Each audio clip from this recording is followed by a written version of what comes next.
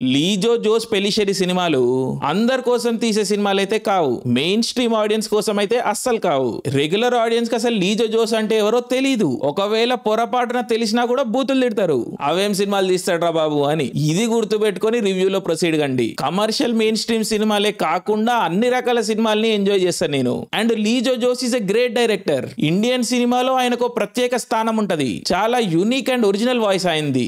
And ఆయన తీసిన అన్ని సినిమాలు నాకు ఇష్టమే. కనీసం ట్రైలర్ కూడా చూడకుండా జస్ట్ ఆయన పేరు చూసి వెళ్ళిపోతాను నేను సినిమాలకి. లాస్ట్ ఇయరే మమ్ముట్టితో ఒక బ్యూటిఫుల్ సినిమా ఇచ్చిండు, నాన్ పక్కల నిరత్తు మైకం అని. ఇప్పుడేమో మోహన్ లాల్ తో వచ్చిండు మలై కొట్టే వాలిబన్ అని. కానీ అన్ఫార్చునేట్లీ ఇదంతా వర్కౌట్ కాలేదు. విజన్ స్టైల్ అదంతా ఓకే, కానీ కథ ఉండాలి కదా. ఈ ఆటోర్ డైరెక్టర్స్ లో ట్రెండ్ ఉంటది, మేము కథ రాయము, ఎందుకంటే కథ రాస్తే ఒక క్యాల్కులేషన్ వచ్చేస్తుంది, నా ఆర్ట్ కాన్షియస్ అయిపోతుంది, సో నా ఆర్టిస్టిక్ ప్రాసెస్ ఫాలో అయ్యి సెట్ మీద ఫిగర్ అవుట్ చేస్తా అండ్ నా యాక్చువల్ రైటింగ్ ఎడిట్ లో చేస్తా అని. ఈ మెథడాలజీలో కొన్ని గ్రేట్ మూవీస్ వచ్చినాయి కరెక్టే, బట్ నా ప్రకారం ఇది highly inefficient process and out right dumb also.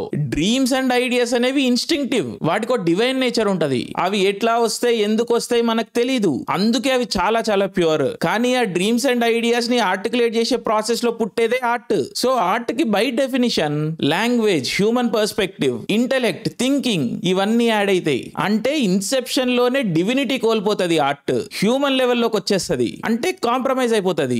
Origin లోనే కాంప్రమైజ్ అయిపోయినప్పుడు ఇంకేం ప్యూరిటీ ఉందని ఆటోస్ తనలాడుతూ ఉంటారు.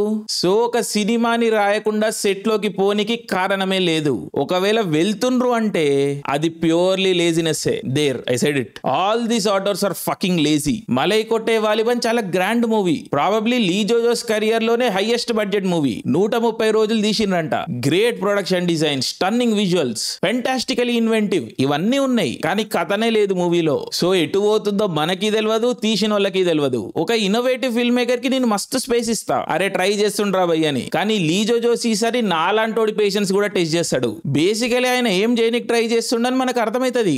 ఇండియన్ హీరో బేస్డ్ మసాలా సినిమాల్ని సాటరైజ్ చేస్తూనే అమర్ చిత్ర కథ జోన్ లో ఒక కథ చెప్పాలని ఆయన ప్రయత్నం. కానీ కథ లేదు మన దగ్గర. అండ్ 130 రోజుల ఫుటేజ్ ఉన్నది. సో ఏమైతుంది, 2 గంటల 40 నిమిషాల టార్చర్ అవుతుంది. ఇండియన్ మెయిన్ స్ట్రీమ్ సినిమాలు డంబేమో, కానీ మాలై కొట్టే Valiban stupid. It's a stupid film. Of course కొన్ని మూమెంట్స్ బాగున్నాయి మూవీలో, ఎస్పెషల్లీ ఆ థర్డ్ యాక్ట్ డ్రామా వర్కౌట్ అవుతుంది కొంచెం నాకు. But overall no. మ్యూజిక్ అయితే మరీ పెయిన్ఫుల్ అసలు. But cinematography stunning. యాక్టింగ్ అందరూ బాగా చేసిర్రు ఇంక్లూడింగ్ మోహన్ లాల్. ఆ స్టంట్ లేవో చేస్తా ఉంటాడు ఆయన. బట్ అదే ఇక బాలయ్య బాబు స్టంట్ల గురించి వాళ్ళు మాట్లాడొద్దు అండ్ మోహన్ లాల్ స్టంట్ల గురించి మనం మాట్లాడము, అదే డీల్. బట్ యా, మలై కొట్టే వాలిబన్ జర భయపెట్టిండు. దానికి తోడు రెండో పార్ట్ ఉందని ఇంకా భయపెడుతుండు. బట్ ఎన్నో చూసి తట్టుకున్న గుండె ఇది. ఇంకో బాంబా, సరే రాని చూసుకుందాం. జై హింద్.